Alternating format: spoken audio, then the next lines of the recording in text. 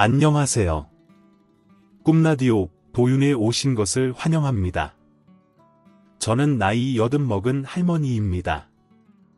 80평생을 까막눈으로 살던 제가 이렇게 글을 쓰고 읽으며 세상과 소통하고 있는 것이 믿기지가 않네요. 그럼에도 불구하고 제가 글을 쓰게 된 이유는 다름 아닌 저의 소중한 사람들의 이야기를 나누고 싶어서입니다. 글을 배우게 된다면 저와 제가 사랑하는 사람들의 이야기를 전하고 싶었는데 감사하게도 이렇게 기회가 되어 쓰게 되었습니다. 아들이 옆에서 도와주어서 용기가 납니다. 이제 제 이야기를 시작해 보겠습니다. 제 인생은 어두운 날들이 길었습니다. 괜찮아지려고 하면 무너지고 괜찮아지려고 하면 다시 무너지는 그런 인생이었죠.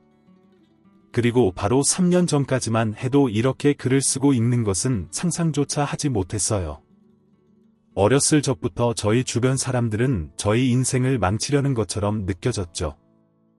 부모님은 제가 임신했다는 소식을 듣자마자 연락을 끊어버렸고, 남편은 아이가 장애를 가지고 있다는 사실을 알자마자 이혼을 했습니다.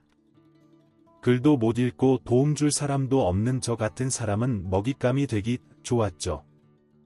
가장 기억에 남는 일은 31살 때 가장 친한 친구에게 배신당한 일입니다. 그 일을 생각하면 지금도 속이 천불이 납니다. 그 친구는 제가 큰 어려움에 시달리고 있을 때 매일 집에 찾아와 도와주던 사람이었어요. 저에게 손을 내밀며 삶에서 가장 어려운 부분을 막아주고 어루만져 주던 친구였기에 항상 고마운 마음을 가지고 있었습니다. 그러던 어느 날, 그 친구가 갑자기 집에 찾아와 종이 한 장을 내밀면서 말하더군요. 야, 이 주변 사람들 다 재개발 때문에 난리야. 너 이거 봤어? 라고 하면서요. 동네를 돌아다니면서 재개발 이야기는 들은 적이 없었지만 친구를 의심 없이 믿고 그렇구나 하고 넘겼습니다. 친구가 내민 종이는 저에게 그저 하얀 종이에 검은 글씨일 뿐이었습니다.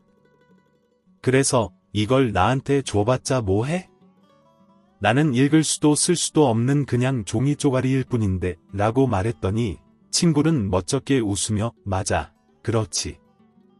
자 봐, 내가 읽어줄게. 넌 나 없으면 이 험한 세상 어떻게 살려고 그러니? 나한테 잘해, 이년아, 라고 하더군요. 그리곤 바로 목소리를 가다듬고는 그 종이에 적혀 있을 것이라 믿고 있던, 그러나 그런 내용은 어디에도 존재하지 않는 말을 늘어놓았습니다. 재개발 추진 동의서 추진위원회는 여러분의 동의서를 기다립니다. 사전 타당성 검토 신청 동의서를 받아서 주거정비 지수 점수가 충족되면 재개발이 가능합니다. 왜 동의서 제출을 빨리 해야 하나요? 동의서 제출이 지연되면 신축으로 인해 노후도 기준이 충족되지 않을 수 있습니다. 어머, 이거 빨리 작성해서 갖다 줘야겠다. 너만 이거 도와주면 나도 얼른 가서 제출해야겠어. 그 말을 듣고는 마음이 급해지면서도 재개발이 되면 나랑 아들은 어디 가서 살지 하는 생각이 먼저 들었어요. 근데 이거 재개발되면 우리 같은 돈 없는 사람들은 어디 가서 살아? 공사 시작하면 한두 달 걸리는 것도 아니고 오래 걸릴 텐데 그런 거 생각하면 시간만 늦어지잖아. 재개발되면 집값도 올라가고 얼마나 좋아. 네 아들을 생각해봐. 아픈 애 데리고 살려면 좋은 집에서 좋은 거 먹이면서 살아야지. 재개발한다고 하면 동의하는 게 우리 같은 사람들한테는 제일 좋은 거야. 얘가 뭘 모르는 소리를 하네. 그리고 내가 있는데 무슨 걱정이야? 까짓 거 그동안 같이 살면 더 좋지. 너 바쁠 때는 내가 영수 돌봐주는 것도 더 쉽잖아. 왔다 갔다 안 해도 되고. 안 그래?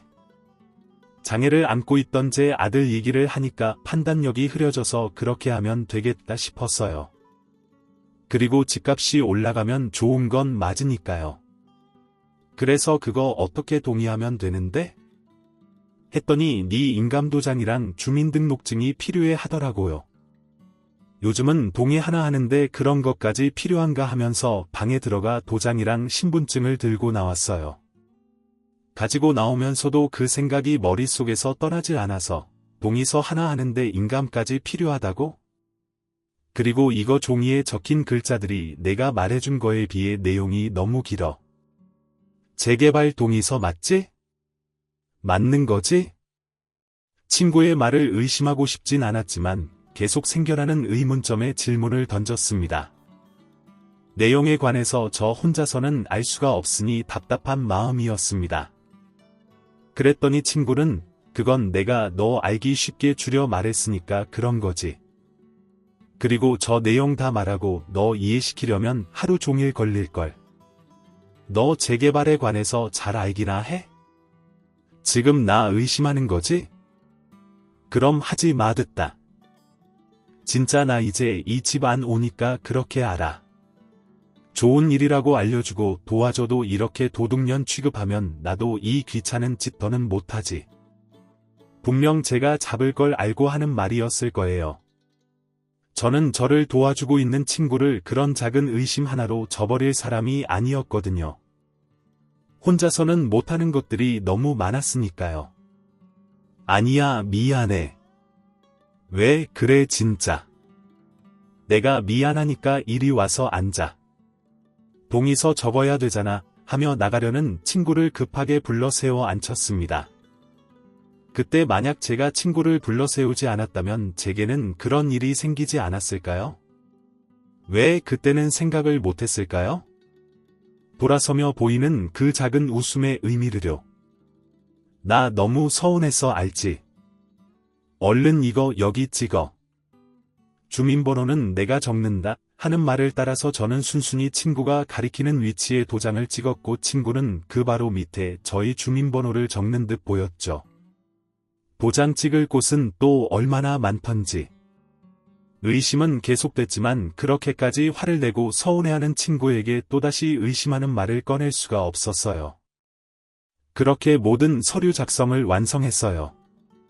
왜인지 모르겠지만 인감도장과 주민등록증 서류를 한 사진에 모두 담을 수 있도록 위치를 맞추고 사진까지 한 장 찍더라고요. 누가 봐도 이상한 행동이었지만 그 자리에는 자신의 의견을 자신 있게 피력할 사람은 없었어요. 그저 아무것도 모르는 바보 같은 젊은 여자와 의심스러운 행동만 하는 사람이 앉아 있을 뿐이었죠. 친구는 얼른 자신도 가서 동의서를 작성해야 한다며 자리에서 일어나 집 밖을 서둘러 나가려고 했어요. 동의서라고 불리는 저의 개인정보가 모두 담긴 종이야 말이죠. 이 서류는 내가 내 거 작성하고 같이 가져다 낼게. 나도 어차피 내려가야 돼서 가는 김에 같이 가져다 주는 거니까 너무 고마워하지 말고 하며 신발장으로 향하여 신발을 신었습니다. 문을 열고 집을 나서려는 순간 갑자기 뒤를 돌아 우리 서로 잘 살아보자고 하는 거잖아. 알지? 다 잘 될 거야. 우리 아직 젊잖아 하더라고요. 그저 수많은 절차 중 이제 시작하는 단계의 서류만 작성했는데 모조리 좋아하나 싶었습니다. 그 후 얼마 지나지 않아 저는 이유도 모른 채 전 재산을 잃었고 무슨 짓을 한 건지 제 손으로는 해결할 수도 없을 것 같은 어마어마한 빚더미에 앉게 되었습니다. 하루 사이에 저에게 남은 것은 집과 어린 아들뿐이었죠. 알고 보니 제가 작성한 그 서류가 제 이름으로 받는 대출 관련한 서류였습니다. 평소 대출에 관해서도 잘 알지 못했고 글씨도 못 읽어서 어떻게 그게 가능한 건지 자세한 내막은 알지 못했지만 본인이 가서 하는 것도 아닌데 인감도장과 주민등록번호만 가지고도 남의 이름으로 대출을 받을 수 있다니요. 예상되시겠지만 그 친구는 동의서를 가지고 나간 순간부터 저희 집은 물론이고 동네에서도 코빼기도 보이지 않았습니다. 날 속였구나. 날 속이려고 우리 아들 얘기까지 들먹이고 작정해서 달려들었구나 했죠. 처음부터 다 계획하고 우리 집에 발을 들였을 생각을 하니 친구에 대한 원망과 화보다는 제가 너무 무능하고 바보 같고 멍청이 같다는 생각이 먼저 들었습니다. 그 일이 생기고 나서부터 매일 밤마다 자책하며 하루를 마무리했는데 그것은 제 자신을 한없이 무너뜨렸죠. 들려오는 소문으로는 그 친구는 저에게서 빼앗아간 돈으로 바로 서울에 올라가 집 한 채 장만해서 떵떵거리며 잘 살고 있다고 하더라고요. 제 돈까지 빼앗아가 서울로 올라갔는데 못 살고 있다는 소식을 들었으면 더 화가 치밀어 올랐겠지만 잘 살고 있다니 한편으로는 얼마나 힘들었으면 친구를 속여서까지 그랬겠어 하며 안쓰럽다는 생각을 하기도 했습니다. 바보 같다는 생각이 드시겠지만 제 마음이 그렇다는데 뭐 어쩌겠어요? 저는 무너져가고 있었지만 언제까지 그러고만 있을 수는 없었습니다. 저에게는 장애를 가진 어린 아들이 있었고 하루가 다르게 빚은 무섭게 쌓여갔으니까요. 정신을 얼른 차리고 다니던 일터에 연락을 해보았습니다. 하지만 아무 연락 없이 며칠 동안이나 일을 빠진 직원을 해고하는 것은 전혀 부당하지 않았죠. 제가 당장 해야 할 일은 새로운 일자리를 찾는 것이었는데 마음에 걸리는 것이 하나 있었습니다. 바로 저의 아들이었어요. 평소에는 제가 일을 나가 있을 때 친구가 집에 와서 아이의 밥과 안전을 책임져 주었었는데 그 친구가 떠나버렸으니 남은 선택지는 제가 아들을 데리고 출근하는 것밖에 없었습니다. 애를 데리고 출근하겠다는 사람을 뽑아줄 사람이 얼마나 될까요? 앉아서 고민만 해봤자 답은 안 나올 것을 알기에 아들의 작은 손을 잡고 일자리를 구하러 돌아다녔습니다. 아이가 자폐 스펙트럼 장애를 가지고 있어 사람이 많고 시끌벅적한 장소는 안 될 것 같아 최대한 조용하고 한적한 곳에 위치한 일자리를 구하려고 애썼죠. 죄송합니다. 혼자 하신다면 모를까 애를 데리고 오시는 건 안 될 것 같아요. 라는 거절의 말들을 듣고 집으로 돌아오는 날들이 허다했어요. 일은 안 구해지고 빚 갚을 돈은 당연히 없었고 당장 사용할 생활비도 없어 하루하루가 막막하고 절망스럽더라고요. 나쁜 생각이 안 든 것도 아니지만 그런 생각은 생각보다 쉽게 접혔어요. 내가 죽으면 저 아이는 내가 가진 빚이 다 영수한테 떠넘겨질 텐데 하는 생각을 하면 죽을 수도 없었죠. 아이의 손을 잡고 며칠을 매일같이 돌아다녔을까? 한 골목에 작게 위치한 떡집에서 일을 구할 수 있었어요. 할머니께서 운영하시던 가게였는데 더운 날에 하도 걸어다녀 땀에 쩔어있는 모습이 안쓰러우셨는지 식혜와 떡까지 내어주시며 여기서 한번 일해보라고 해주시더라고요. 너무 감사하게도 제가 일하는 동안에 영수를 봐주시겠다며 먼저 말을 꺼내주셨어요. 그렇게 그곳에서 나오기 전까지 연신 고개를 숙이며 인사를 드리고서야 집에 갈 수 있었답니다. 그래도 일을 구하니 한시름 놓을 수 있었던 것 같아요. 돈은 얼마 못 벌지만 벌 수 있는 게 어디냐 싶었죠. 그런 생각도 잠시, 갑자기 누군가 집 문이 부서질 듯하게 두드렸어요. 사채업자들이 저에게 찾아왔던 거예요. 놀란 마음에 허둥지둥 뭐부터 해야 하지? 머리가 복잡했고 손은 벌벌 떨리고 눈에서는 눈물이 났어요. 사실 없는 척을 해야 하나 생각이 제일 먼저 스쳐 지나갔지만 그 상황에 놀랐던 건 저뿐만이 아니었어요. 옆에서 가만히 그림을 그리고 있던 영수가 손으로 귀를 치며 자지러지게 소리를 질렀죠. 그제서야 정신을 조금 차리고 영수를 안아 들어 방으로 들여보냈고 등을 두드려주며 괜찮다고 여기 가만히 있으라 고 말을 해주곤 방문을 닫고 나왔어요. 문 밖에서는 아직도 사채업자들이 문을 두드리고 있었죠. 안에 사람이 있는 소리를 들어서 더 격렬해진 소리였어요. 깊은 숨을 한번 훅 하고 내쉬었는데 여전히 손이 떨렸고 눈물이 쉴 새 없이 났죠. 집 문을 조심스레 열어보니 득달같이 저에게 욕을 퍼붓더라고요. 지나고 보니 정신이 반쯤 나가 있던 게 다행이었던 것 같아요. 앞에서 뭐라고 나쁜 말로 소리치는데 정신이 나가 있어서 뭐라고 하는지 하나도 안 들렸습니다. 고개를 숙이며 죄송합니다. 얼른 갚을게요. 아직은 드릴 수 있는 돈이 없으니 조금만 기다려 주세요. 라는 말을 여러 번 반복했을까요? 얼른 안 갚으면 찾아올 거니까 처신 잘하는 게 좋을 거야. 라며 떠나더라고요. 그날의 상황은 그렇게 마무리되었지만 언제 어디서 그런 일들이 또 저에게 생길까 두려워서 저녁에는 잠을 못 잤어요. 항상 신경이 예민해져 있었고 몸과 마음이 피폐해져 갔죠. 그런 상황에서도 저는 살기 위해 밖에서는 아무렇지 않은 척을 해야 했어요. 살아갈 수 있는 방법은 오직 돈을 버는 것밖에 없었으니까요.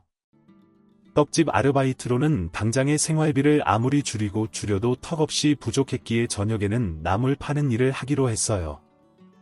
떡집은 손님이 가장 많이 드는 시간인 오전 7시에서 오후 4시까지 일을 했고, 퇴근하고서는 바로 나물이 든 바구니를 들고 사람들이 많이 지나는 길목에 가 돗자리를 펴고 나물을 팔았죠. 다행히 영수는 할머니께서 저녁 시간대까지 맡아주기로 하셨어요. 나물을 사가시는 손님은 대부분 퇴근 시간에 맞춰 장을 보는 어머님들이셨어요. 그 당시에 제가 가장 부러웠던 것은 여유로운 일상을 보내다가 장을 봐서 가족을 위해 정성 가득한 밥을 하는 그런 모든 사람들에게 있는 평범한 일상이었어요. 저는 아이가 먹고 싶어 하는 것 한 개 사주지도 못하고 때를 써도 그냥 모르는 척 지나갈 수밖에 없어 너무 괴로웠는데 다른 사람들에겐 그 정도는 하나 사줘도 생활에 전혀 문제가 없다는 것을 자꾸 비교하게 되더라고요. 그리고 저의 죄를 아이에게 연대 책임을 묻게 하는 기분도 들었죠. 차라리 아이를 보육원에 맡길까 하는 생각도 했어요. 그곳에서는 따뜻한 밥도 맛있는 간식도 저보다 더 많이 챙겨줄 테니까요. 근데 저는 안 되겠더라고요. 그러기에는 제가 영수를 너무 사랑해서 안 되겠더라고요.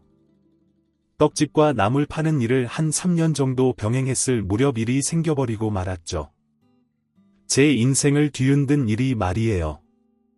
여느 때와 같이 떡집에서 일을 끝내고 나와 나물을 팔고 영수를 데리러 떡집으로 향하던 길이었어요. 그 순간 저 멀리서부터 구급차 소리가 들리더라고요. 뭐지 싶어 뒤를 돌아보려는 순간 저희 옆을 빠르게 스쳐 지나갔죠. 그 주변에는 사람 사는 주택가도 많았는데 왜인지 느낌이 안 좋은 거예요. 영수 얼굴을 빨리 보지 않으면 그 불안감은 사라지지 않을 것만 같아 빠른 걸음으로 떡집으로 향했습니다. 이제 길 모퉁이 하나만 돌면 끝인데 구급차 소리는 점점 더 가까워져만 갔어요.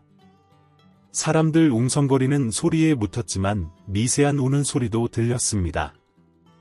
빨리 걷던 걸음을 서서히 늦추고 설마 하는 마음으로 천천히 다가가는데 저희 영수가 들것에 실려 나오는 모습이 보이는 겁니다. 그 자리에서 멈춰서 내가 보고 있는 게 맞나 싶어 그대로 실리는 것을 쳐다만 보고 있었습니다. 이미 눈물은 고일대로 고여 앞은 흐렸고 부정하고 싶었지만 할머니께서 영수의 이름을 연신 외치며 울고 계시는 모습을 보니 우리 영수가 맞구나 싶더라고요. 들고 있던 짐들을 모조리 그 자리에 떨구고 천천히 영수의 이름을 부르며 다가갔습니다. 점점 더 선명해지는 아들의 모습에 다리에 힘이 풀렸고 그 자리에 주저앉아 목 놓아 울었습니다. 구급차의 보호자가 한 명 탈 수 있었는데 저는 영수의 모습을 더 이상 볼 수가 없어 할머니를 대신 태워보냈죠. 차가 떠난 후 옆에 있던 사람들이 불러준 택시를 타고 뒤따라 병원을 가니 모두가 가만히 서서 제가 다가오기만을 기다린 듯 저만을 쳐다보고 있더라고요. 침대에는 하얀 천이 머리끝까지 덮여있는 작은 사람이 있었어요. 영수였죠. 의사 선생님은 살리지 못해 죄송하다고 말씀을 하시며 사망 시간을 알려주셨습니다. 오면서 살아있기만 해달라고 기도했는데 와보니 이미 세상 사람이 아닌 모습을 하고 있었습니다. 할머니께서는 저를 안으시면서 미안하다고 내가 잘못 본 탓이라고 하시더라고요. 어떻게 된 일인지 설명을 해주셨는데 할머니께서 손님과 상대하고 있던 그 몇 분 사이에 어떻게 찾았는지 방에 있던 쥐약을 혼자 마셨더랍니다. 할머니를 탓하는 생각이 안 들었다면 거짓이겠죠. 죄송할 일 아니라고 말씀을 드리면서도 속으로는 사실 탓하고 있었어요. 그걸 왜 거기에 둬서 그 위험한 걸 왜 애랑 같이 있는 공간에 둬서 이 상황을 만들었냐고요. 하지만 그 상황에서는 그 누구의 잘못도 없었습니다. 그 공간은 애초에 할머니의 공간이었고 쥐약 정도는 집에 있을 수 있었고 할머니는 할머니의 가게에서 잠시 일을 하고 계셨던 거였으니까요. 잘못이 있었다면 저에게 있었습니다. 모든 것은 제 탓입니다. 제가 그 서류에 도장만 안 찍었더라면 그런 일은 일어나지 않았을 거니까요. 그 일이 있고 나서는 떡집 일을 그만두었습니다. 집에 틀어박혀 아무것도 먹지 않고 아무 움직임도 없이 누워만 있었습니다. 정말로 죽을 생각으로요. 영수가 없다면 저는 살아있을 이유가 없었어요. 할머니께서는 매일 집 앞으로 찾아와 문 밖에서 저희 기척이 느껴질 때까지 서 계시다가 밥 먹고 얼른 기운 차려서 언제든지 떡집으로 돌아오라고 갖가지 반찬들을 두고 가셨고, 매일 적게라도 돈을 보내던 저희 연락이 끊기자 사채업자들도 다시 집으로 찾아와 문을 두드렸어요. 이젠 무섭지도 않더라고요. 지킬 것이 없으니 무서울 것도 없다고 생각했어요. 그렇게 시간이 지났을까? 사람이 그렇게 쉽게 죽지 못하는 걸 알게 됐죠. 왜 이 세상은 내가 하고 싶은 것 하나 제대로 할 수 있게 도와주는 일이 없나 생각했어요. 그 와중에 배가 너무 고프고 무언가 입에 집어넣고 싶은 저한테 너무 화가 나더라고요. 무의식적으로 죽는 게 겁이 났던 거예요. 그래서 아무것도 안 하고 누워있는 것 외에 다른 시도를 안 했던 거죠. 영수는 그렇게 고통스럽게 혼자 죽어갔는데 엄마라는 사람은 그 고통 한번 겪고 싶지 않아서 그 와중에 먹고 싶고 그 와중에 겁을 내고 있었던 거예요. 참 지긋지긋한 인생이다 싶었죠. 그런 생각을 하고 있을 무렵 할머니께서 또 찾아오셨어요. 갑자기 그 인자한 얼굴이 너무 그립고 보고 싶어서 조심스레 문을 열었는데 수척해진 할머니의 모습이 보였어요. 할머니도 저와 같은 마음이셨을 건데 저를 매일같이 찾아와 주셨던 거예요. 그 모습을 보니 눈물이 빵 터져버렸어요. 아이같이 할머니를 부둥켜 안고 계속 울었어요. 할머니께서는 저의 등을 계속 다독여 주셨는데 다 울고 나서 저희 한쪽 어깨가 젖어 있던 것을 보니 할머니께서도 울고 계셨나 봐요. 한참을 신발장 앞에서 울고 나서야 집 안으로 할머니를 모셨습니다. 양손 가득 저에게 먹일 음식들을 들고 오셨죠. 할머니께서는 내 마음도 지금 이렇게 찢어지는데 너는 어떻겠어? 내가 감히 헤아릴 수 없게 아플 거다 아는데 그래도 먹고 어떻게든 살아야 되지 않겠냐 죽지 못해 산다는 말이 왜 있겠어? 그 마음 다 아는데 근데 그러지 마 그런 선택은 좋은 선택이 아니야 하는 말씀을 하시더라고요. 저도 알고 있었어요. 제가 하고 있는 모든 생각과 행동들은 좋은 선택이 아니라는 것을요. 그날 할머니가 정성스럽게 차려주신 한 상이 아직도 생각납니다. 제가 좋아하던 밥상이었죠. 제가 떡집에서 일을 하고 있을 동안에 할머니께서는 영수를 돌보시면서 제가 나물 팔러 가기 전에 먹고 갈 음식을 하고 계셨어요. 그 중에서 가장 좋아했던 밥상은 김치찌개와 달걀말이가 있는 밥상인데 살면서 할머니가 해주시던 김치찌개보다 더 맛있는 김치찌개는 먹어본 적이 없는 것 같았어요. 처음 먹었을 때 너무 맛있어서 어쩜 이렇게 맛있냐고 비결이 있는 거냐고 여쭤봤는데 알고 보니 떡집을 차리시기 전에 김치찌개집을 운영하셨더라고요. 꽤나 장사가 잘 됐었고 큰 돈을 벌었다고 하셨어요. 하지만 후에 어머니가 하시던 떡집을 물려받으시면서 김치찌개 장사를 그만두셨고요. 그렇게 제가 잘 먹고 좋아했던 음식을 기억하시고는 제가 집에만 틀어박혀 있을 때 매번 같은 음식을 해다 주셨어요. 그날 먹었던 김치찌개는 특히 더 맛있었고 저에게 삶의 용기를 다시 심어준 소중한 밥상이었습니다. 기운을 조금 차리니 할머니께서는 너만 괜찮다면 우리 떡집 다시 와서 일해줬으면 해라고 해주셨지만 저는 영수의 흔적이 있는 곳에 다시 갈 용기가 없었어요. 그래서 제안은 감사하지만 혼자서 다시 일어나 보겠다고 말씀드렸죠. 할머니는 그런 제 손을 꼭 잡더니 그럼 가게 하나 해보겠냐며 자신이 돈을 모두 댈 테니 걱정 말고 제 인생 살아보겠냐고 물으시더라고요. 그때 저는 그렇게 하겠다고 염치불고하고 고개를 끄덕였습니다. 바쁘게 살면 아들을 먼저 보낸 것을 조금이라도 잊을 수 있을 것 같았고 그러면 내가 다시 살 수 있을 것 같았습니다. 그렇게 제안을 받아들이고 우선 집부터 이사하기로 했어요. 영수와 함께했던 공간이 너무 소중했지만 그런 생각들이 저를 나약하게 할 것만 같았죠. 원래 살던 집보다 더 작은 집으로 이사 가면서 생긴 돈은 빚 갚는 것에 사용했고 생활비를 쪼개어 할머니가 해주시던 그 찌개 맛을 내기 위해 연습도 연습했습니다. 영수를 잊을 수 없었지만 무언가에 몰두할 때 아들에 대한 후회는 저에게서 한 걸음 멀리 떨어져 있어 주었습니다. 그러고 있을 무렵 할머니께서 가게를 계약하고 저에게 계약서를 내미셨습니다. 할머니의 도움으로 일은 순조롭게 진행되었습니다. 가게를 열고 한 달 이내로 가게를 찾아온 손님은 20팀도 채 안 되었어요. 손님이 아예 없는 날도 있었고 들어왔다가 김치찌개 단일 메뉴인 것만 확인하시고 나가는 분들도 계셨죠. 그래도 저는 그래 이제 한 달 됐어. 다음 달에는 더 오시겠지 했습니다. 다음 달이 되고 그 다음 달이 되고 시간은 흘렀지만 상황은 나아지지 않았습니다. 매출은 안 나오고 여기저기 돈 나갈 곳은 많고 그때마다 할머니께서 도와주셨지만 언제까지 도움을 받을 수만은 없었습니다. 힘들 때마다 가게는 그만두고 다시 다른 일을 구해봐야 하나 생각했지만 그때마다 할머니께서는 옆에서 저를 지탱해 주셨습니다. 오는 손님들이 또 오시게 만들다 보면 나도 모르게 가게는 손님들로 북적이게 되더라.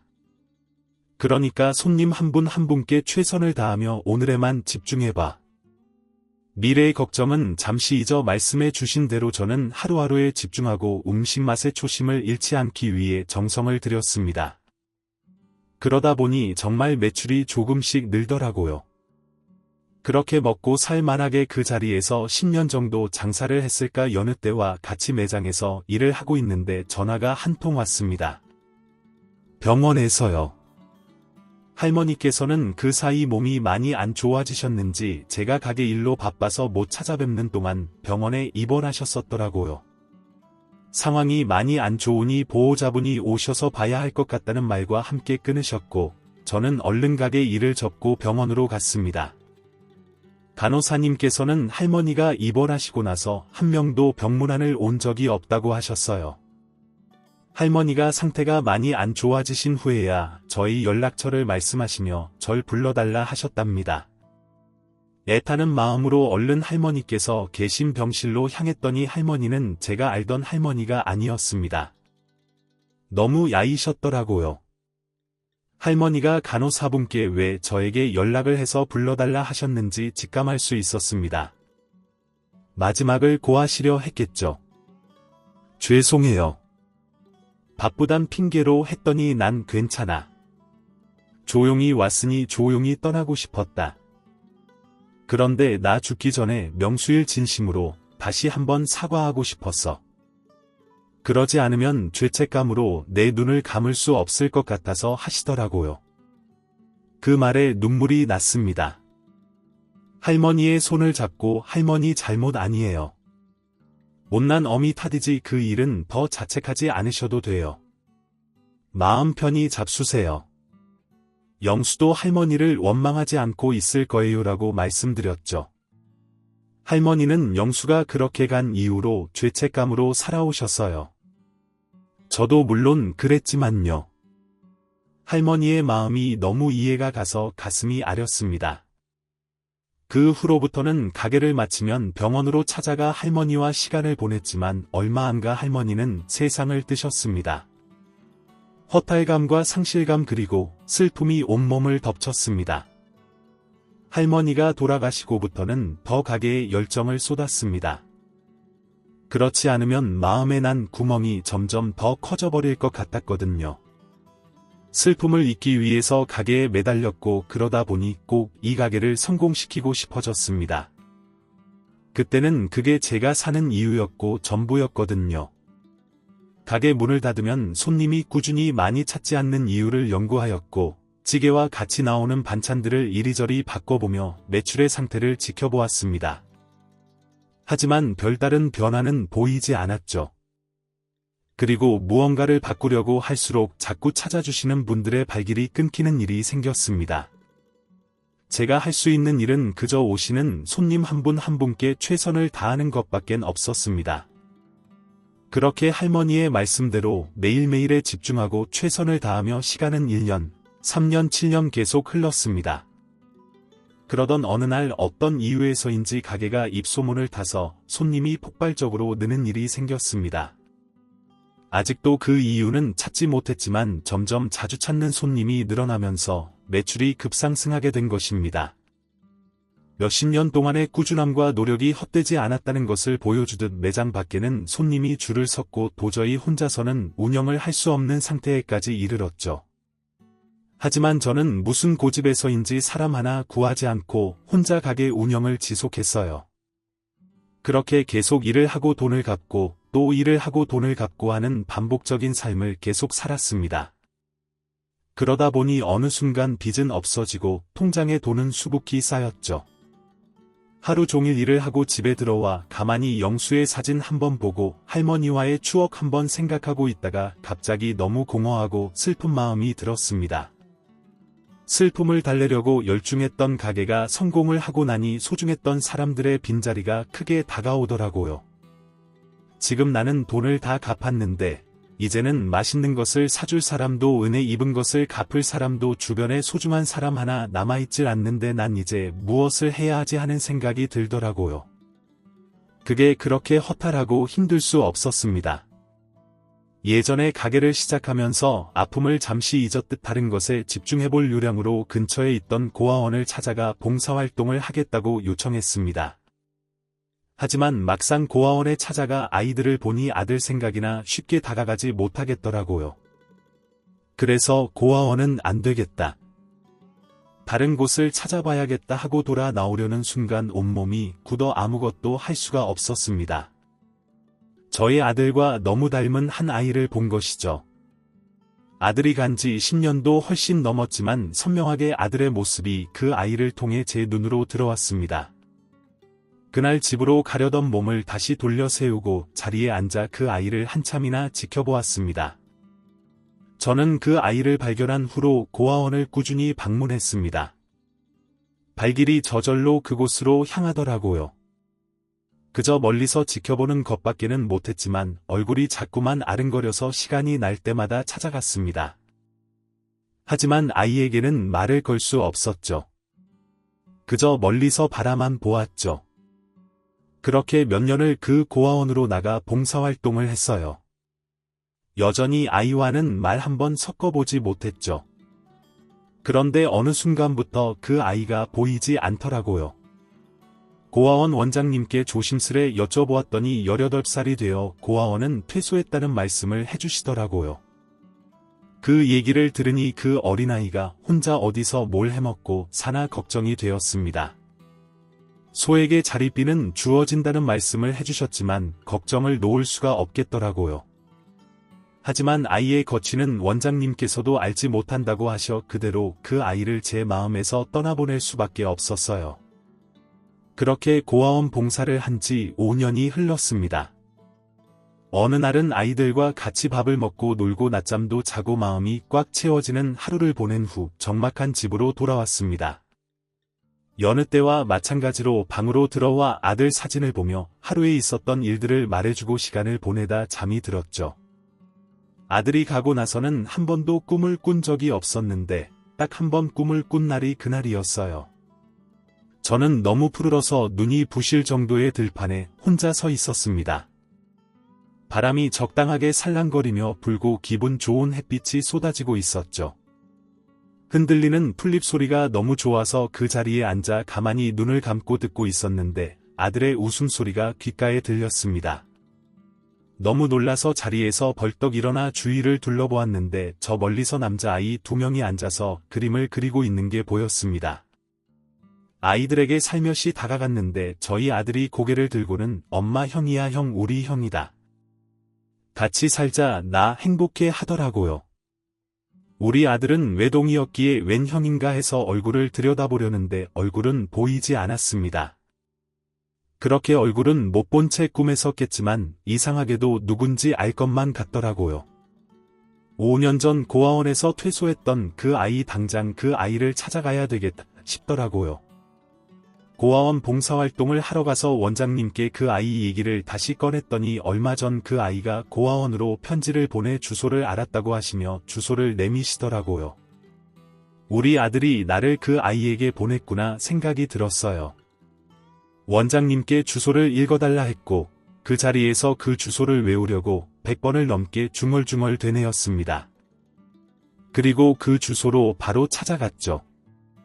가는 동안 사람들에게 100번을 물어 그 집에 도착한 것 같아요. 그 아이의 집은 사람이 살 수 있는 곳인가 싶을 정도로 허름했고 주변에 공사도 하고 있어 소음도 컸어요.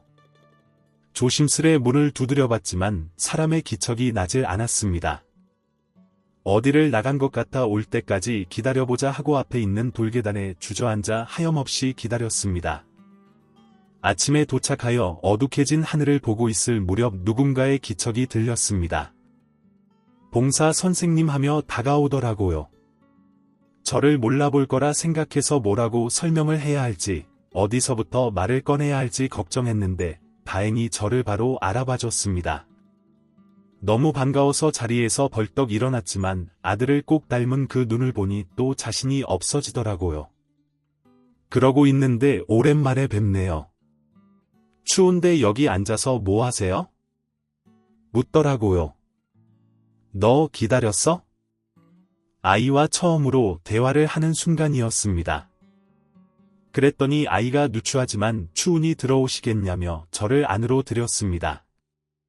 아르바이트 하고 왔어요. 이 집은 곧 나가야 돼서요. 살 곳 구하려면 열심히 돈 벌어야 하거든요. 왜 했더니 저거 못 보셨어요? 여기 철거한대요. 너무 낡아서 없애고 아파트 짓는데요 라더라고요. 문 앞쪽에 무슨 종이가 붙어 있는 건 봤지만 글을 못 읽으니 모르고 있었습니다. 지금은 읽을 수 있지만 그때 제가 읽지 못하던 그 네 글자는 철거 예정이었습니다. 저는 아이에게 제가 살아온 이야기와 어젯밤 꿈을 꾼 이야기, 그리고 죽은 아들과 너무 닮아서 제가 말 한마디 걸어볼 수 없었다는 이야기를 했습니다. 그러자 아이가 놀라더라고요. 자기도 늘 저를 보면서 다가가고 싶었지만 눈에 슬픔이 가득해서 쉽지 않았다면서 말이죠. 그래서 아이에게 조심스럽게 물었습니다. 갈 곳 없으면 당분간 우리 집으로 와서 지내겠냐고 말이죠. 지금 당장 대답 안 해도 된다고 생각해보고 괜찮겠으면 찾아오라고 말해줘. 그리고 주소를 불러주고 집으로 돌아왔습니다. 집에 돌아와서 집을 보니 만약 아이가 온다면 집이 너무 작을 수도 있겠구나 싶더라고요. 집을 줄이면서 이사 오고 돈을 많이 번 후에도 이사를 갈 생각은 못하고 살았거든요. 삶의 목표가 없었으니 집을 늘리는 것도 별 의미가 없었죠. 그렇게 집을 보며 만약 아이가 오면 이사를 해야겠구나 하는 생각은 들었습니다. 그리고 며칠 후 임기척에 나가보니 아이가 짐을 바리바리 싸서 왔더라고요. 아이에게 와줘서 고맙다고 하며 밥을 차려줬습니다.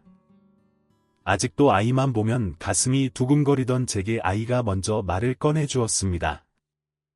사실요. 저 봉사 선생님이 제 엄마였으면 좋겠다는 생각을 많이 했었어요. 선생님이 고아원 친구들과 놀아주시는 모습, 음식해주시던 모습 볼 때마다 나도 선생님 같은 엄마가 있으면 좋겠다는 생각을 많이 했었어요. 그리고 매일 밤마다 기도하고 잤었어요. 어린 마음에 선생님 같은 엄마 생기게 해달라고요. 선생님이 저에게 말 한마디 걸지 않아서 저를 좋아하지 않나 보다 생각하며 그 기도는 그만두었지만요. 그래서 아이의 손을 꼭 잡으며 엄마는 무슨 할머니지 이렇게 나이 많은 엄마가 어디 있어 했더니 아이가 웃더라고요. 그렇게 아이는 집에서 지내게 되었습니다. 집은 이사를 계획했습니다. 아이에게 좀 더 큰 방을 주고 싶어서요. 아이를 보면 아들 생각이 나서 두근거리던 마음이 점점 사라지고 아이를 온전한 아이 모습대로 좋아지기 시작하더라고요. 함께 지내며 매일 많은 이야기를 나누던 도중 아이에게 하고 싶은 것이 무엇인지 물어보았는데 공부가 하고 싶다고 했습니다. 아이는 그때까지만 해도 아르바이트를 하고 있었는데 그럼 수능을 한번 봐보겠냐고 했더니 그러고 싶다기에 그럼 아르바이트 그만두고 공부해보자고 하며 재서 학원을 보내줬습니다. 학원비를 대주겠다고 하니 그동안 모은 돈을 내밀더라고요. 그래서 조금 더 보태서 1년 공부할 학원비를 줬습니다. 학원에 등록한 아이는 공부를 열심히 했습니다. 어쩔 때는 공부에 너무 집중해서 괜히 공부하라고 했나 싶은 마음도 들었습니다. 아이와 시간을 보내고 싶어도 도통 시간이 나지 않으니 말이에요. 그래도 몇 달만 참자 하고 아이가 공부에 전념할 수 있도록 도왔습니다. 그렇게 수능날이 다가왔고 아이와 함께 수능장 앞으로 같이 가 인사를 하고 주머니에 엿을 몇 개 넣어주고 들여보내고 나니 얼마나 떨리던지 끝나는 시간까지 조마조마해서 일이 손에 잡히지 않았습니다. 그리고 아이는 시험을 잘 봤습니다. 가고 싶어 했던 학교를 충분히 가고도 남을 성적이었죠. 결국 아이는 수능 공부를 한 지 반년 만에 정말 대학교 국어 국문과에 보란듯이 입학했습니다. 글 모르는 저를 보며 국어 선생님이 되고 싶다는 생각을 했다면서요. 아이는 학교를 다니면서 저에게 글 공부를 알려주었는데 글을 하나씩 알고 조금씩 읽을 수 있게 되니까 세상이 다르게 보이더라고요. 마트에 가도 뭐라고 적혀 있는지 보였고, 이제 저에게 책은 흰 건 종이요, 검은 건 글씨다가 아니었습니다. 그러던 어느 날 아이와 공부를 하던 중 아이가 공책에 글을 적었습니다. 감사합니다. 어머니의 아들이 되고 싶습니다라고요. 글을 읽을 수 있다는 감격과 아들이 되고 싶다는 아이의 말에 감격해 그날은 공책을 눈물로 적시고 공부를 하지 못했습니다. 그렇게 다 늙어하게 아들이 생기게 되었네요. 까만 눈이어서 모든 것을 잃었던 내가 인생 말년에 글을 읽을 수 있는 눈과 글을 가르쳐주는 아들을 얻었습니다. 그렇게 아들이 대학교를 다니는 내내 약 3년 정도 글을 익히고 나니 이렇게 긴 글도 쓸 수 있게 되었네요. 옆에서 아들이 도와주어 글을 쓰고는 있지만 감개가 무량해서 글을 쓰는 내내 자꾸 눈물이 납니다. 주책 맞게요. 살아봐야 10년 더 살겠죠. 아들과 남은 시간 행복하게 보내고 싶습니다. 그리고 죽으면 하늘에 가 먼저 간 아들을 꼭 안아주고 싶습니다. 할머니의 긴 이야기 들어주셔서 감사합니다. 여러분들은 행복하시길 바랍니다. 지금까지 사연 들어주셔서 감사합니다. 사연이 재미있으셨다면 구독과 좋아요를 눌러주세요. 감사합니다. 안녕히 계세요.